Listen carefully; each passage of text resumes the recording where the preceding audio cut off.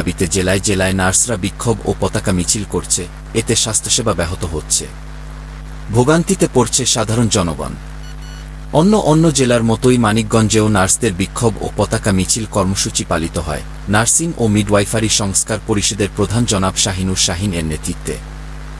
250 শয্যা বিশিষ্ট মানিকগঞ্জ জেলা সদর হাসপাতালের সামনে বিভিন্ন প্রতিষ্ঠানের নার্সিং স্টুডেন্ট ও পেশাজীবী নার্সরা একত্রিত হতে থাকে। এ সময় উপস্থিত হয় মুন্নু মেডিকেল কলেজ ও হাসপাতালের নার্সিং স্টুডেন্ট ও পেশাজীবী নার্সদের প্রতিনিধি শহীদুল ইসলাম সোহেল বিশেষ বক্তব্য রাখেন। তার বক্তব্যে নার্সদের আরও শক্তিশালীভাবে একত্রিত হওয়ার আহ্বান করা হয়। নার্সদের মানিকগঞ্জ জেলা সংস্কার পরিষদের প্রধান জনাব শাহিনুর রহমান শাহিন নার্সদের দাবি দাওয়া তুলে ধরেন।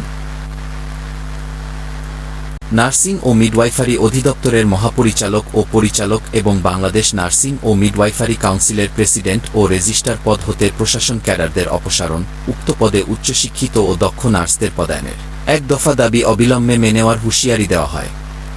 দাবি দেওয়া বাস্তবায়িত না হলে নার্সদের এই আন্দোলন আরও কঠোর করার কথা বলা হয়।